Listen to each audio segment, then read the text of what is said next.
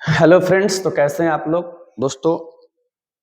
जैसा कि आप देख रहे होंगे, आज से लगभग ज़्यादा दिन भी नहीं बचा हुआ है, लगभग 40-50 दिन बचा हुआ है आपके दोस्तों एग्जाम को लेके। तो दोस्तों हमारा बस यही कहना है कि जितने भी क्वेश्चन दोस्तों यूट्यूब पे डेली पढ़ाया जा रहा है, आप उस क्वेश्चन के इर्द गिर्द जितने भी और क्वेश्चन बनने की संभावना है बन रहे हैं, जो हम बता रहे हैं दोस्तों, ध्यान दीजिएगा। वही क्वेश्चन एग्जाम पॉइंट ऑफ दोस्तों व्यू से काफी इंपॉर्टेंट है। ऐसा नहीं है कि आप अगर पहला क्वेश्चन दोस्तों ये सॉल्व करते हैं तो दोस्तों ध्यान दीजिए, ये क्वेश्चन हर कोई सॉल्व करता है। ऑल स्टूडेंट्स ये क्वेश्चन फॉलो करते हैं और हर यूनिवर्सिटी के पेपर में, किसी मॉडल सेट में, किसी बुक में ये क्वेश्चन आपको मिल जाएगा, ऐसा है। लेकिन दोस्तों हम जो question out of syllabus, out of इस क्वेश्चन से आउट बताते हैं दोस्तों, वो क्वेश्चन आपके एग्जाम पॉइंट ऑफ व्यू से काफी इंपॉर्टेंट हो जाता है। दोस्तों ध्यान दीजिएगा, हमारा बस कहने का यही अर्थ है कि आप एक एक क्वेश्चन को सॉल्व करते चलिए और क्वेश्चन के इर्द गिर्द जितने क्वेश्चन बनते हैं आप उस पूरे क्वेश्चन को सॉल्व करिए। तो दोस्तों चलिए बात करते हैं पहले क्वेश्चन की। और दोस्तों शुरू करने से वीडियो शुरू करने से पहले हमारी बस यही रिक्वेस्ट है कि अगर यदि आप चैनल पर नया है तो चैनल को सब्सक्राइब कर दीजिए, वीडियो को लाइक कीजिए और वीडियो को 2-4 दोस्तों में शेयर कीजिए। चलिए दोस्तों बात करते हैं पहले क्वेश्चन की। पहला क्वेश्चन क्या है दोस्तों, आपका पहला क्वेश्चन है नागपुर योजना का संबंध किससे है, ध्यान दीजिएगा। क्वेश्चन है नागपुर योजना का संबंध किससे है, तो दोस्तों ध्यान दीजिएगा। 1943 में सड़कों के रख रखाव को लेकर, 1943 में सड़कों के रख रखाव को लेकर, सड़कों के मरम्मत कार्य को लेकर, सड़कों के चौड़ीकरण को लेकर एक योजना लाई गई थी। उसी का दोस्तों उसे बोला गया नागपुर योजना, जिसका संबंध सड़क परिवहन से। दोस्तों ध्यान दीजिएगा, सड़क परिवहन से। ये question exam point of view से काफी इंपॉर्टेंट है, लेकिन दोस्तों ये बदनाम क्वेश्चन है। अगर क्वेश्चन टफ लेवल की बात करें दोस्तों, आपसे क्या पूछ देगा, आपसे क्वेश्चन पूछेगा कि जल परिवहन, ये खैर ये भी सस्ता है, सबसे सस्ता परिवहन और लंबी दूरी तक भारी सामान ढोने के लिए कौन परिवहन है, सस्ता परिवहन है। अगर दोस्तों बात करेगा पाइपलाइन परिवहन से, दोस्तों क्या ज्ञात करते हैं, तब पाइपलाइन परिवहन से पेट्रोलियम का परिवहन किया जाता है। ये क्वेश्चन इंपॉर्टेंट हो जाता है, ध्यान दीजिएगा। बिग इंच पाइपलाइन, दोस्तों ये क्वेश्चन एग्जाम में पूछा हुआ है। बिग इंच क्या है दोस्तों, दोस्तों बिग इंच एक पाइपलाइन है, बिग इंच एक पाइपलाइन है जिसके माध्यम से पेट्रोलियम जैसे पदार्थों का वहन किया जाता है। ये भी question exam point of view से काफी जरूरी हो जाता है, ध्यान दीजिएगा। अगर आपसे दोस्तों एग्जाम में क्वेश्चन पूछ दे वायु परिवहन की शुरुआत कब हुई, तो वायु परिवहन की शुरुआत 1911 में हुई। एग्जाम पॉइंट ऑफ व्यू से ये भी क्वेश्चन काफी इंपॉर्टेंट है। आपके एग्जाम में क्वेश्चन पूछा हुआ है कि भारत में रेडियो कार्यक्रम की शुरुआत कब की गई दोस्तों, तो दोस्तों भारत में रेडियो कार्यक्रम की शुरुआत 1923 में की गई। ये भी क्वेश्चन काफी इंपॉर्टेंट है, ध्यान दीजिएगा, ठीक है। और एक क्वेश्चन पूछता है वायु परिवहन से संबंधित, ठीक है, क्या आर्यभट्ट उपग्रह कब छोड़ा गया था दोस्तों, आर्यभट्ट उपग्रह कब छोड़ा गया था। ये question exam point of view से काफी जरूरी है और इसको पढ़ना पड़ेगा। अगर टफ लेवल की क्वेश्चन की दोस्तों बात करेगा तो टफ लेवल में ये क्वेश्चन काफी इंपॉर्टेंट है कि आर्यभट्ट कब छोड़ा गया दोस्तों। 19 अप्रैल 1979 को आर्यभट्ट छोड़ा गया था, ध्यान दीजिएगा। 19 अप्रैल 1979 को दोस्तों आर्यभट्ट छोड़ा गया था। ये क्वेश्चन आप गांठ बांध लीजिएगा। मतलब कहने का ये अर्थ है कि केवल क्वेश्चन ये याद नहीं रखना है आपको कि नागपुर योजना का संबंध सड़क परिवहन से है, ऐसा कतई नहीं है। क्वेश्चन पहले से ज्यादा टफ आने लगा है क्योंकि आपको अधिक ऑप्शन देना शुरू कर दिया है, ठीक है, बिहार बोर्ड, इसलिए आपको हर एक क्वेश्चन का ऑपरेशन करना पड़ेगा, ऑपरेशन आपको करना पड़ेगा, ठीक है। एक बार क्वेश्चन पूछा हुआ था बिग इंच पाइपलाइन का संबंध किस देश से है दोस्तों, तो क्वेश्चन ऑप्शन में था America, is the right answer America होगा, ठीक है। लेकिन हमारा बिहार बोर्ड की हम बात करें तो भारत का सर्व प्रमुख गैस पाइपलाइन परिवहन, भारत का प्रमुख गैस पाइपलाइन परिवहन HBJ है। कौन है, HBJ है। अब ये क्या है दोस्तों, यह एक गैस पाइपलाइन परिवहन है। यहां से क्वेश्चन पूछा हुआ है, गैस पाइपलाइन परिवहन है, पाइपलाइन परिवहन है। अब ये क्या है दोस्तों, तो दोस्तों H से हजीरा होता है, क्या होता है, H से हजीरा होता है, V से विजयनगर होता है, जगदीशपुर, J से जगदीशपुर होता है, क्या होता है, J से जगदीशपुर होता है। मतलब जो HBJ गैस पाइपलाइन परिवहन है, हजीरा, हजीरा मतलब हजीरा कहाँ है दोस्तों, हजीरा गुजरात में है, हजीरा गुजरात में है। मध्य प्रदेश में है, जगदीशपुर यूपी में है। आपसे क्वेश्चन क्या पूछा है एग्जाम में कि हजीरा विजयपुर जगदीशपुर गैस पाइपलाइन परिवहन में हजीरा किस राज्य में है दोस्तों? तो हजीरा गुजरात में है, ऐसा क्वेश्चन पूछा हुआ है। जगदीशपुर यूपी में है, ये क्वेश्चन पूछा हुआ है। विजयनगर कहाँ है? मध्य प्रदेश में। विजयपुर की विजयनगर ऐसे है, मध्य प्रदेश में है। आपके एग्जाम में एक और क्वेश्चन पूछा हुआ था, भारत का प्रमुख गैस पाइपलाइन परिवहन HVJ किस राज्य से होकर नहीं गुजरता है? तीनों राज्य को गांठ बांध लीजिएगा, तीनों से गुजरता है। उत्तर प्रदेश, मध्य प्रदेश, गुजरात से गुजरता है। कोई और राज्य दे देगा वहां से नहीं गुजरता है। मान जाइए यहाँ दे देगा तमिलनाडु, क्या दे देगा? तमिलनाडु दे देगा। और आपसे क्वेश्चन पूछेगा हजीरा विजयपुर जगदीशपुर गैस पाइपलाइन परिवहन किस राज्य से नहीं गुजरता है? तमिलनाडु से नहीं गुजरता है, ध्यान दीजिएगा, गांठ बांध लीजिएगा दोस्तों, ध्यान दीजिएगा, ठीक है। मतलब एक क्वेश्चन की शुरुआत बस नागपुर योजना से हुई थी। आपको इतने सारे क्वेश्चन बता दिए गए हैं, कहने का हमारा बस यही अर्थ है हमारा कहने का दोस्तों बस यही अर्थ है कि सारे question exam point of view से काफी इंपॉर्टेंट बन जाते हैं। कब? जब थोड़ा क्वेश्चन टफ हो जाता है, टफ लेवल का आता है, तब ध्यान दीजिएगा। चलिए आगे देखते हैं अगला क्वेश्चन। आपका अगला क्वेश्चन क्या है? अगला क्वेश्चन है भारतीय रेलवे की स्थापना कब हुई? हर बच्चा जानता है, आप बता के भी तीर नहीं मार सकते हो, क्योंकि ये क्वेश्चन आपको हर बुक में मिल जाएगा, हर एग्जाम में मिल जाएगा, क्योंकि ये क्वेश्चन दोस्तों सेंटअप एग्जाम में क्वेश्चन पूछा हुआ है।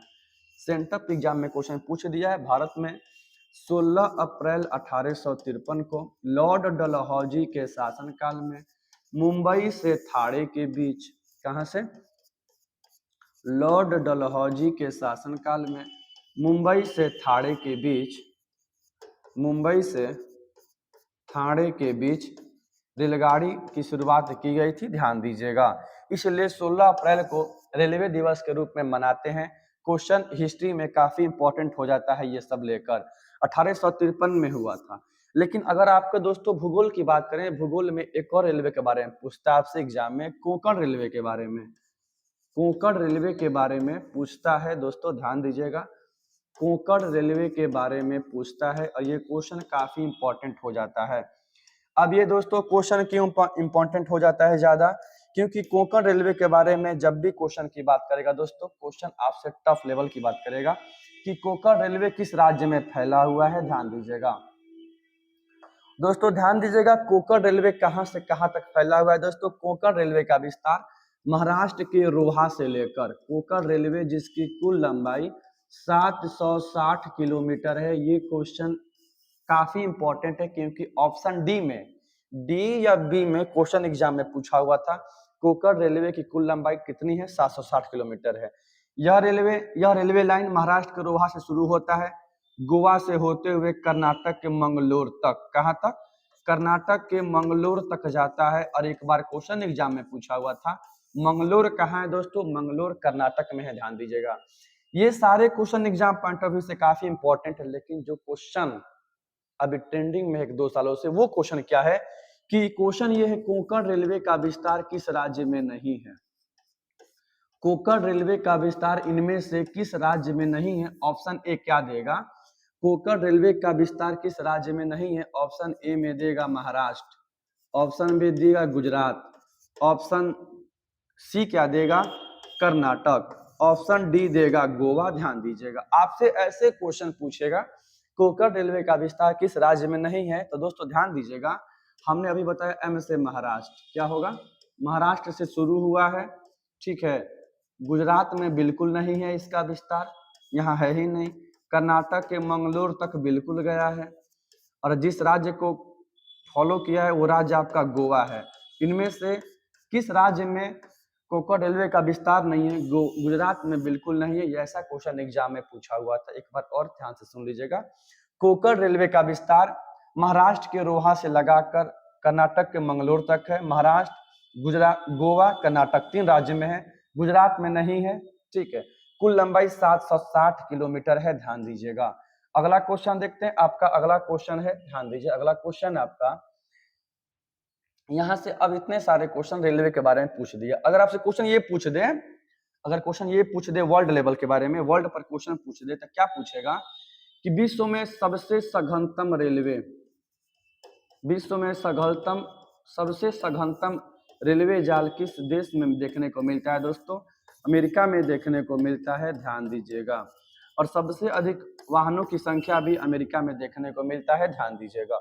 अगला क्वेश्चन है, ये तो समझ में आ गया होगा आपको। अगला क्वेश्चन है, इनसेट का संबंध किससे है दोस्तों? इनसेट का संबंध किससे है? ये लॉजिकल क्वेश्चन है। इनसेट का संबंध INSAT, ठीक है, इसको इनसेट बोलते हैं। इसका संबंध यह एक दोस्तों उपग्रह संचार है, सैटेलाइट कम्युनिकेशन है, जिसका संबंध इससे है। और यहीं से यही क्वेश्चन पूछ लेता है, आर्यभट्ट को कब छोड़ा गया था? यही क्वेश्चन यहाँ इंपॉर्टेंट हो जाता है। आर्यभट्ट को कब छोड़ा गया था दोस्तों? आर्यभट्ट को 19 अप्रैल 1979 को छोड़ा गया था। यहाँ ये क्वेश्चन इंपॉर्टेंट हो जाता है, ठीक है, 1979 में छोड़ा गया था, ध्यान दीजिएगा। रही बात वायु परिवहन के बारे में, अभी हमने आपको बता भी दिया वायु परिवहन के बारे में। प्रदूषण के बारे में क्वेश्चन अगर ज्यादा डीपली पूछेगा तो यहाँ बनेगा अम्ल वर्षा से क्वेश्चन। क्या बनेगा? अम्ल वर्षा से। अब रही बात क्वेश्चन सब्जेक्टिव की, तो क्या बनेगा? अम्ल वर्षा क्या है? अम्ल वर्षा के दोस्तों दो रीजन है। वायु में मौजूद क्या होता है? सल्फर के ऑक्साइड और नाइट्रोजन के ऑक्साइड। वायु में मौजूद सल्फर के ऑक्साइड और नाइट्रोजन के ऑक्साइड जब वायु से अभिक्रिया करते हैं तो नाइट्रोजन डाइऑक्साइड और सल्फर डाइऑक्साइड बन जाते हैं, और जल के बूंदों के साथ जब ये धरती पे गिरते हैं, इसे ही अम्ल वर्षा कहते हैं। दीवारें काली हो जाती है, फसल नष्ट हो जाते हैं, लोहे में जंग लग जाता है, ऐसी ऐसी घटनाएं देखने को मिलती है दोस्तों, ध्यान दीजिएगा, ठीक है। अगला क्वेश्चन देखते हैं भारत का सबसे बड़ा बंदरगाह कौन है? ध्यान दीजिएगा। अगर आपसे बंदरगाह की बात करेगा तो बंदरगाह का इंग्लिश वर्ड है PORT, पोर्ट। यह एक लैटिन भाषा का शब्द है जिसका शाब्दिक अर्थ प्रवेश द्वार होता है या द्वार होता है। क्या होता है दोस्तों? द्वार होता है। अरे क्या लिखता है तुमसे? द्वार, अरे चलना रही है, द्वार होता है, ध्यान दीजिएगा। बंदरगाह को पतन के भी नाम से जानते हैं, ध्यान दीजिएगा। अगर बंदरगाह की बात करेगा तो ध्यान दीजिएगा दोस्तों, बंदरगाह के बारे में देख लेते हैं। भारत के जो मुख्य बंदरगाह हैं उसके बारे में एग्जाम में क्वेश्चन भर के पूछा है। आपके एग्जाम में क्वेश्चन पूछा है कि भारत के तटीय राज्यों में ऐसी कौन कौन से बंदरगाह हैं, जो आपके एग्जाम पॉइंट ऑफ व्यू से काफी जरूरी हो जाता है, ध्यान दीजिएगा। भारत का सबसे बड़ा दोस्तों जो बंदरगाह है, भारत का सबसे बड़ा बंदरगाह है, उसका नाम है मुंबई बंदरगाह। कौन बंदरगाह? मुंबई बंदरगाह। भारत का जो सबसे बड़ा दोस्तों बंदरगाह है उसका नाम है मुंबई बंदरगाह, जो महाराष्ट्र में। कहाँ पे? महाराष्ट्र में। ये क्वेश्चन काफी इंपॉर्टेंट है एग्जाम पॉइंट ऑफ व्यू से, ध्यान दीजिएगा, ठीक है। अब देखिए मुंबई जो भारत का सबसे बड़ा बंदरगाह है वो आर्टिफिशियल है। क्या है? मानव निर्मित बिल्कुल नहीं है, सॉरी नेचुरल है। क्या है? प्राकृतिक निर्मित है वो। मुंबई में इतना ट्रैफिक हो जाता था, इस बंदरगाह पर इतना ट्रैफिक हो जाता था, इस बंदरगाह के ट्रैफिक को, जाम को कम करने के लिए महाराष्ट्र में जवाहरलाल नेहरू नाम का एक और बंदरगाह बनाया गया, जिसे सामान्यतः नवाहा सोहा के भी नाम से जानते हैं। क्या बोले? जिससे सामान्यतः जवाहरलाल नेहरू, ठीक है, या इसी को दोस्तों नवाहा सोहा के भी नाम से जाना जाता है, ध्यान दीजिएगा। आपके एग्जाम में कैसा क्वेश्चन पूछा है? ऐसा क्वेश्चन पूछा है, नवाहा सोहा बंदरगाह किस राज्य में? महाराष्ट्र में है। पंडित जवाहरलाल नेहरू का अन्य नाम क्या बंदरगाह का? नवाहा सोहा नाम है। किस राज्य में? महाराष्ट्र में है। भारत का सबसे बड़ा बंदरगाह मुंबई है। गुजरात में एक और बंदरगाह है, उसका नाम है कांडला बंदरगाह। ये क्वेश्चन भी इंपॉर्टेंट हो जाता है। कांडला कहाँ है? तो गुजरात में है, ध्यान दीजिएगा। गोवा में एक राज्य, गोवा राज्य में बंदरगाह, उसका नाम है मार्मागांव। क्या नाम है? मार्मागांव बंदरगाह है जो गोवा में है। ये भी क्वेश्चन एग्जाम में पूछा हुआ है, मार्मागांव नाम का। कर्नाटक में मंगलोर है, ये भी क्वेश्चन पूछा हुआ है। मंगलोर बंदरगाह कहाँ पे दोस्तों? कर्नाटक में है, ध्यान दीजिएगा। केरल में कौन बंदरगाह है? कोच्चिपतन है केरल में। ये क्वेश्चन तो बदनामी है एग्जाम में, अब बार इसलिए बदनाम बोले क्योंकि हर एक क्वेश्चन एग्जाम में टच हुआ है, ध्यान दीजिएगा। कोच्चिपतन कहाँ है? केरल में है, ध्यान दीजिएगा। ये सारे पतन पश्चिम के हैं। भारत के पश्चिम में स्थित कुल कितने पतन है? ऐसा क्वेश्चन कभी नहीं पूछा हुआ है। ये जरूर पूछा हुआ है इनमें से कौन पश्चिम का है कौन पूरब का है। पश्चिम में कांडला है, मुंबई है, जवाहरलाल नेहरू है, मरमागांव है, कोच्चि है, मंगलोर है, सब पश्चिम का है। रही बात पूरब में कौन कौन दोस्तों बंदरगाह है, तो पश्चिम बंगाल में हल्दिया बंदरगाह है। कौन बंदरगाह है? पश्चिम बंगाल में हल्दिया बंदरगाह है। उड़ीसा में बदनाम बंदरगाह पारादीप है। कौन है? पारादीप बंदरगाह है। सबसे गहरा बंदरगाह विशाखापट्टनम है, लैंड लॉक्ड है, स्थलबद्ध पोताश्रय है, भू आबद्ध पतन है, चारों ओर से जमीन से स्थल से घिरा हुआ है, एक तरफ से बंगाली खाड़ी से जुड़ा हुआ है, विशाखापट्टनम नाम है, ध्यान दीजिएगा। ठीक है। तमिलनाडु में टोटल 3 गो बंदरगाह है। तमिलनाडु में सबसे ऊपर है एन्नोर पतन। कौन है? एन्नोर बंदरगाह। उसके बाद तूतीकोरिन। कौन है? उसके बाद तूतीकोरिन बंदरगाह है। उसके बाद दोस्तों कौन बंदरगाह है? चेन्नई। ध्यान दीजिएगा, चेन्नई बंदरगाह है। टोटल 3 बंदरगाह है तमिलनाडु में। ये सब पूरब के। कहाँ के? सब पूरब के हैं।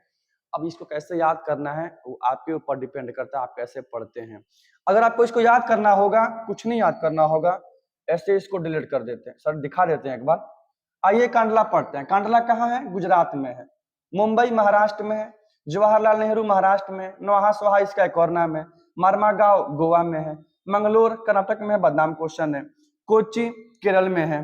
चेन्नई तमिलनाडु में। तूतीकोरिन तमिलनाडु में। एन्नोर तमिलनाडु में। सबसे गहरा पतन, भू आबद्ध पतन, स्थलबद्ध पतन कौन है? विशाखापट्टनम आंध्र प्रदेश में। पारादीप उड़ीसा में। हल्दिया पश्चिम बंगाल में है, ध्यान दीजिएगा। अगर कहने का बात यह है कि पूरे को ऐसे डिलीट कर दें, याद करना हो आपको क्वेश्चन कैसे याद किया जाए, कैसे याद करना है, ऐसा मैप ले लेना है आपको। वहां पे देखना है पश्चिम में कौन है, तो पश्चिम में गुजरात में दोस्तों कौन है? गुजरात में यहाँ पे कांडला बंदरगाह है। कौन है? कांडला बंदरगाह है। महाराष्ट्र में मुंबई है, नोहा सोहा है, गोवा में मरमागांव है, मंगलोर कर्नाटक में है, केरल में कोच्चि है, तमिलनाडु में तूतीकोरिन, एन्नोर और चेन्नई है, आंध्र प्रदेश में विशाखापट्टनम में, पारादीप उड़ीसा में, हल्दिया पश्चिम बंगाल में। ध्यान दीजिए। अगले क्वेश्चन की ओर बढ़ते हैं। प्यार से क्वेश्चन, आपका क्वेश्चन कहाँ था? क्वेश्चन आपका यही था, भारत का सबसे बड़ा पतन कौन है दोस्तों? भारत का सबसे बड़ा पतन मुंबई पतन है, ध्यान दीजिएगा। जो कहाँ पे है? महाराष्ट्र में है, ध्यान दीजिए। पारादीप उड़ीसा में है, ये भी क्वेश्चन पूछा हुआ है। हल्दिया वेस्ट बंगाल में है, ये भी क्वेश्चन पूछा है। चेन्नई तमिलनाडु में, ये भी क्वेश्चन पूछा है, ध्यान दीजिएगा। अगला क्वेश्चन देख लेते हैं। अगला क्वेश्चन क्या है आपका? अगला क्वेश्चन है, राउरकेला लौह इस्पात संयंत्र कहाँ स्थित है? ध्यान दीजिएगा। भारत में द्वितीय पंचवर्षीय योजना की शुरुआत 1956 में हुई, जिसका समय 1961 तक था। इसके तहत भारत में नए नए उद्योग धंधे बैठाए गए, नई नई कंपनियां बैठाई गई। इसी के तहत राउरकेला लौह इस्पात केंद्र की स्थापना जर्मनी देश की सहायता से, राउरकेला लौह इस्पात कंपनी की स्थापना जर्मनी की सहायता से उड़ीसा राज्य में की गई थी। ध्यान दीजिएगा, उड़ीसा राज्य में की गई थी।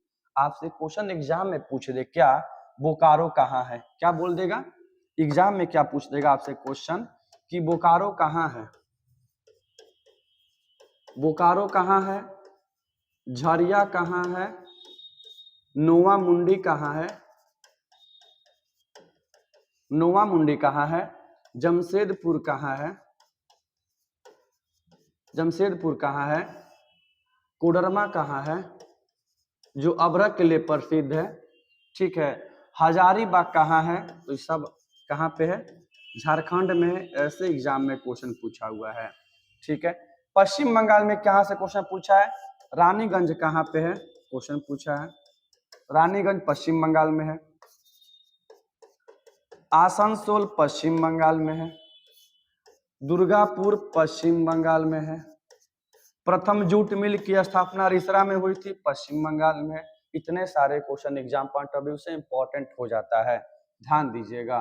ठीक है, चलिए आगे देखते हैं अगला क्वेश्चन।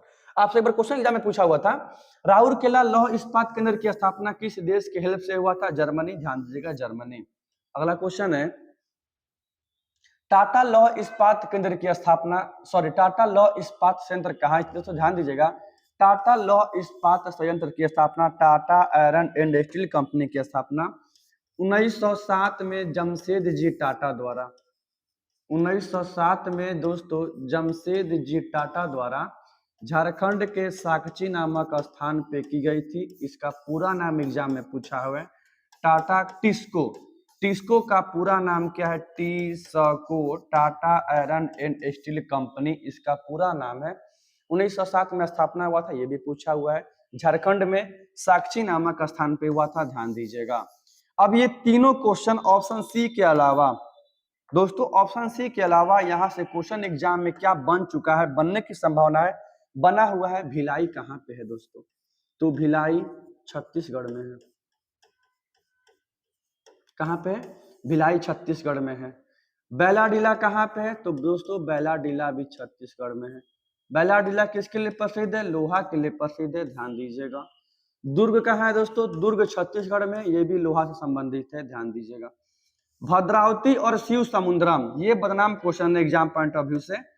भद्रावती प्लस शिव समुद्रम, शिव समुद्रम दोस्तों कहाँ स्थित है? तो ये है कर्नाटक में, ध्यान दीजिएगा। ये क्वेश्चन पूछा हुआ है। दुर्गापुर पश्चिम बंगाल में, ध्यान दीजिएगा। आपसे क्वेश्चन पूछा हुआ था टाटा कंपनी कहाँ स्थित है? जमशेदपुर में, जमशेदपुर झारखंड में, ठीक है। स्थापना कब हुआ? 1907 में। बैलाडीला लोहा के लिए फेमस है, छत्तीसगढ़ में। दुर्ग छत्तीसगढ़ में। भिलाई राउरकेला उड़ीसा, भिलाई छत्तीसगढ़ में। भद्रावती और शिव समुद्रम कर्नाटक में, दुर्गापुर पश्चिम बंगाल में, ध्यान दीजिएगा। अगला क्वेश्चन है भारत का मैनचेस्टर किसको बोलते हैं? भारत का मैनचेस्टर, ध्यान दीजिएगा। इंग्लैंड का दोस्तों एक शहर है मैनचेस्टर, इंग्लैंड का एक शहर है मैनचेस्टर दोस्तों। इंग्लैंड का यह शहर मैनचेस्टर, इंग्लैंड का एक शहर है मैनचेस्टर जो सूती कपड़ा के लिए काफी प्रसिद्ध है। उसी के तर्ज पर इंग्लैंड का एक शहर है मैनचेस्टर, उसी के तर्ज पर भारत में भी सूती वस्त्र केंद्र को मैनचेस्टर नाम दिया गया। सूती वस्त्र केंद्र को मैनचेस्टर नाम दिया गया दोस्तों, ध्यान दीजिएगा। इसलिए क्वेश्चन एग्जाम में बनता है कि मैनचेस्टर का संबंध किसके उत्पादन से? सूती वस्त्रों के उत्पादन से है। और दोस्तों पूरे भारत का मैनचेस्टर बोलते हैं अहमदाबाद को, पूरे भारत का मैनचेस्टर बोलते हैं अहमदाबाद को। अगर आपसे क्वेश्चन पूछ दे उत्तर भारत का मैनचेस्टर किसको बोलते हैं? तो दोस्तों उत्तर भारत का मैनचेस्टर बोलते हैं किसको? कानपुर को, यूपी में है। अगर क्वेश्चन पूछ दे दक्षिण भारत का मैनचेस्टर किसको बोलते हैं? साउथ इंडिया का मैनचेस्टर, वो बोलते हैं कोयम्बटूर को। क्या बोलते हैं? कोयम्बटूर को बोलते हैं, जो तमिलनाडु में है, ध्यान दीजिएगा। तमिलनाडु में ऐसा क्वेश्चन एग्जाम में बना हुआ है, बनेगा, बने की संभावना है, ध्यान दीजिएगा। ट्राम्बे, ट्राम्बे औद्योगिक केंद्र कहाँ दोस्तों स्थित है? ट्राम्बे औद्योगिक केंद्र महाराष्ट्र में है।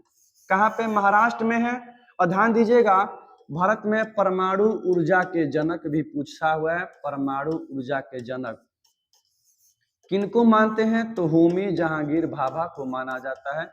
ये भी क्वेश्चन एग्जाम में बना हुआ है, होमी जहांगीर भाभा। या आपसे क्वेश्चन पूछ देगा भाभा परमाणु ऊर्जा संस्थान, भाभा परमाणु ऊर्जा संस्थान दोस्तों कहाँ है? तो ये महाराष्ट्र के ट्राम्बे में है, ध्यान दीजिएगा। भारत का प्रथम परमाणु ऊर्जा केंद्र तारापुर में बैठाया गया। तारापुर कहाँ है? महाराष्ट्र में है, ध्यान दीजिएगा, महाराष्ट्र में है। अगला क्वेश्चन देख लेते हैं। अगला क्वेश्चन नीति आयोग की स्थापना, ये तो पॉलिटिकल साइंस वालों 2025 में एग्जाम देने वालों में हैव योर अटेंशन प्लीज, ठीक है। नीति आयोग की स्थापना कब हुआ था दोस्तों? ध्यान दीजिएगा, नीति आयोग ही पहले नाम था योजना आयोग। हम उसी योजना आयोग की बात कर रहे हैं जिसकी स्थापना 15 मार्च 1950 को किया गया था। प्रधानमंत्री पंडित जवाहरलाल नेहरू इसके प्रथम अध्यक्ष थे, ठीक है। नाम है प्लानिंग कमीशन। 5 वर्षों के लिए कोई प्लान तैयार करके किसी एक केंद्र बिंदु पर काम करना, विकास पर काम करना, उसको बोलते हैं प्लानिंग कमीशन। 2014 में क्या हुआ? मोदी जी सत्ता में आए, योजना आयोग को भंग कर दिया गया। 1 जनवरी 2015 को इसी के स्थान पर क्या बन गया? नीति आयोग बन गया, ध्यान दीजिएगा। 2015 में बना था, ध्यान दीजिएगा। क्वेश्चन में पूछा हुआ है। अगला क्वेश्चन है विकास का केंद्र बिंदु क्या है? देखिए डेवलपमेंट की बात कर रही है, ना कि ह्यूमन डेवलपमेंट की बात कर रहा है। ये अगर ह्यूमन की बात करता तो कुछ और बात होता, वहां भी इसकी पहुंच स्थापित हो जाती। विकास की बात कर रहा है, डेवलपमेंट की बात कर रहा है, और ध्यान दीजिए किसी भी देश के विकास के लिए प्रत्येक व्यक्ति को संसाधनों तक पहुंच स्थापित होनी चाहिए, उन्हें शिक्षा मिलनी चाहिए, उनकी स्वास्थ्य अच्छी होनी चाहिए। Option D is the right answer. ध्यान दीजिएगा, एक क्वेश्चन पूछता है एचडीआई के बारे में, ह्यूमन डेवलपमेंट इंडेक्स, एचडीआई के बारे में क्वेश्चन पूछता है। मानव विकास सूचकांक किस आधार पर तैयार की जाती है? ऑप्शन डी मार दीजिएगा, ऑप्शन डी हो जाएगा।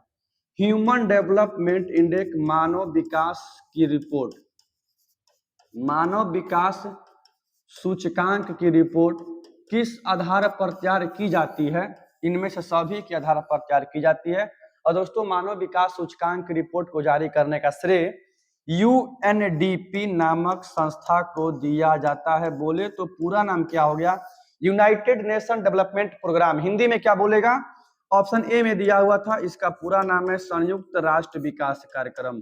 दोस्तों संयुक्त राष्ट्र विकास कार्यक्रम, ध्यान, विकास कार्यक्रम इसका पूरा नाम है। सबसे पहले इसने अपनी रिपोर्ट दोस्तों यूएनडीपी ने मानव विकास की रिपोर्ट 1990 में दिया था। डॉक्टर महबूब उल हक वहां के फेमस व्यक्ति थे, ध्यान दीजिएगा। कौन सा रोपड़ फसल नहीं है? क्या होता है रोपड़ फसल? ऐसी फसल जिसको एक बार लगा देने के पश्चात उसके उत्पाद को एक से अधिक पर हम उपयोग कर लेते हैं, उसको बोलते हैं रोपड़ फसल। जैसे कैसे? गन्ना लगा दिए, गन्ना कट जाएगा, दोबारा गन्ना हो जाएगा। केला लगा दिए, केला काट दिए, दोबारा केला हो जाएगा। कॉफी, चाय, जूट, रबड़, ये सब रोपड़ फसल है। इनमें से गेहूं रोपड़ फसल नहीं है, क्योंकि दोस्तों गेहूं कौन फसल है?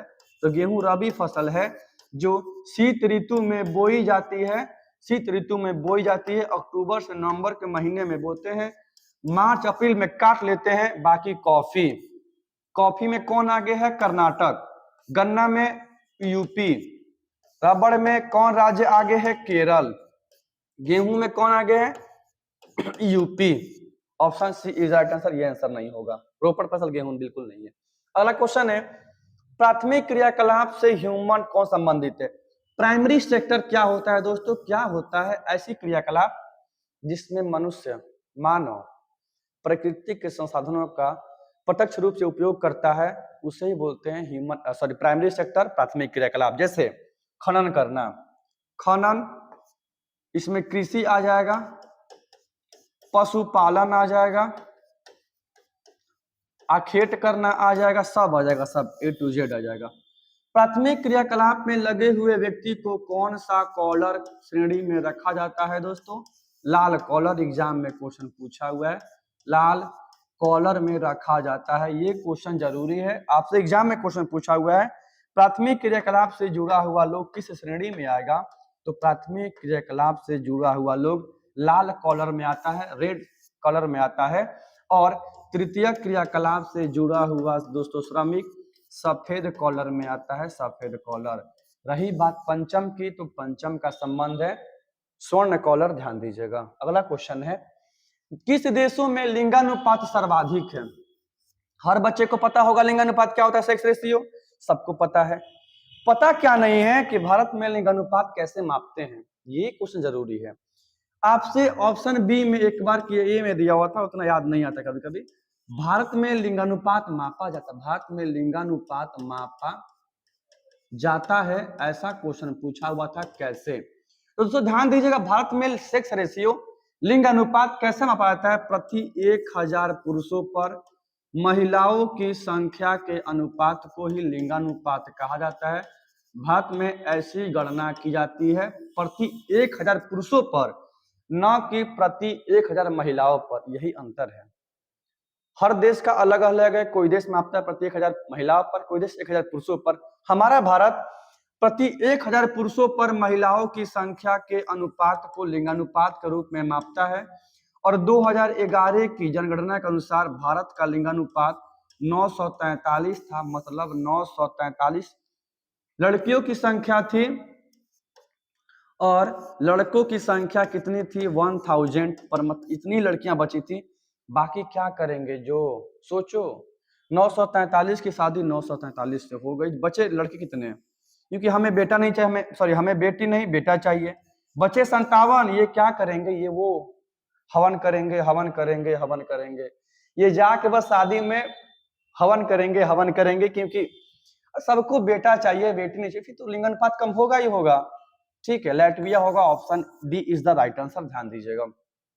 ठीक है, आपके एग्जाम में क्वेश्चन पूछा हुआ था 2011 की जनगणना के अनुसार भारत का कुल कितना लिंगानुपात था? 943। और वर्तमान में वह कौन सा राज्य है जिसका सर्वाधिक लिंगानुपात है? वो राज्य है केरल। सबसे कम किसका है? वो राज्य है हरियाणा, ध्यान दीजिएगा, हरियाणा। ऐसा क्वेश्चन गांठ बांध दीजिए, एग्जाम में पूछेगा। ठीक है, अगला क्वेश्चन है, नई औद्योगिक नीति, नई औद्योगिक नीति की शुरुआत प्रधानमंत्री पीवी नरसिम्हा की सरकार द्वारा 1991 में लाई गई। उस समय भारत के वित्त मंत्री कौन थे? प्रधानमंत्री कौन थे? पीवी नरसिम्हा राव। और उस समय वित्त मंत्री कौन थे? डॉक्टर मनमोहन सिंह थे। काफी सफल व्यक्ति रहे। ठीक है, बहुत बड़े इकोनॉमिस्ट स्टार थे बेचारे, हैं अभी भी मनमोहन सिंह। 1991 में, ध्यान दीजिएगा। क्या लाया गया था? LPG, 3 गो नीति लाया गया। लिबराइजेशन, प्राइवेटेशन, ग्लोबलाइजेशन, उदारीकरण, वैश्वीकरण और निजीकरण की शुरुआत किया गया था 1991 में, ध्यान दीजिएगा। अगला क्वेश्चन है, कोंकण रेलवे का विस्तार हुई। प्रभु आ गया। कोंकण रेलवे की कुल लंबाई दोस्तों 760 किलोमीटर है। यह रेलवे महाराष्ट्र के रोहा से शुरू होता है। क्या महाराष्ट्र के रोहा से शुरू होता है? गोवा से चलते हुए कहाँ आता है? कर्नाटक तक आता है। कर्नाटक के मंगलोर तक आता है। मंगलोर कहाँ है? कर्नाटक में। रोहा कहाँ है? महाराष्ट्र में। किस राज्य में नहीं है? गुजरात में बिल्कुल नहीं है, तीनों में है। Option A is the right answer, ध्यान दीजिएगा। अगला क्वेश्चन है, राष्ट्रीय जलमार्ग संख्या 1 दोस्तों, ध्यान, ये क्वेश्चन काफी इंपॉर्टेंट है। 2024 में पूछा हुआ था, 2023 में पूछा हुआ था, इसलिए इसको यहां ला दिया गया है। Is the very important question in your 12th exam. राष्ट्रीय जलमार्ग संख्या दोस्तों 1 इलाहाबाद को हल्दिया से जोड़ता है। Option A is the right answer. राष्ट्रीय जलमार्ग संख्या 2 को भी गांठ बांध लीजिएगा। राष्ट्रीय जलमार्ग संख्या 2 सदिया को धुबरी से जोड़ता है। सदिया को धुबरी से, ध्यान दीजिएगा। क्वेश्चन ये पूछा है। राष्ट्रीय जलमार्ग संख्या 3 केरल को कोल्लम को कोट्टापुरम से जोड़ता है। ये भी गांठ बांध लीजिएगा, ध्यान दीजिएगा। तीनों पूछा हुआ है, ये इंपॉर्टेंट है। राष्ट्रीय जलमार्ग संख्या 1 इलाहाबाद से हल्दिया। सदिया से धुबरी कौन? राष्ट्रीय जलमार्ग संख्या 2। केरल को कोल्लम से कोट्टापुरम जलमार्ग संख्या 3, ध्यान दीजिएगा। अगला क्वेश्चन देखते हैं। अगला क्वेश्चन क्या है, पर्वतीय क्षेत्र विकास कार्यक्रम किस पंचवर्षीय योजना से जुड़ी हुई है? पर्वतों के क्षेत्रों में विकास को लेकर 5वीं पंचवर्षीय योजना के दौरान कार्यक्रम की शुरुआत किया गया था। Option C is the right answer. ठीक है, जिसमें हिमाचल प्रदेश का भरमौर जिला भी शामिल था, गद्दी जनजाति को लेकर, ध्यान दीजिएगा। किस महाद्वीप में जनसंख्या वृद्धि दर सबसे ज्यादा है? अगर सबसे अधिक जनसंख्या वाला महाद्वीप एशिया, सबसे छोटा महाद्वीप ऑस्ट्रेलिया, पॉपुलेशन ग्रोथ रेट सबसे ज्यादा अफ्रीका। आंसर सी हो जाएगा, क्योंकि यहाँ अफ्रीका नहीं एशिया दिया हुआ है। Option C is the right answer. अगला क्वेश्चन, पशुचारण, हे प्रभु, आखेट, खनन, ठीक है, इस सब कौन सा क्रियाकलाप है? प्राथमिक क्रियाकलाप है, ध्यान दीजिएगा। ठीक है, देखते हैं लास्ट क्वेश्चन। लास्ट क्वेश्चन है, मानव विकास सूचकांक किसने विकसित किया था? बोले तो ह्यूमन डेवलपमेंट इंडेक्स की रिपोर्ट को शिक्षा के आधार पर तैयार की जाती है, स्वास्थ्य के आधार पर तैयार की जाती है, संसाधन के आधार पर तैयार की जाती है।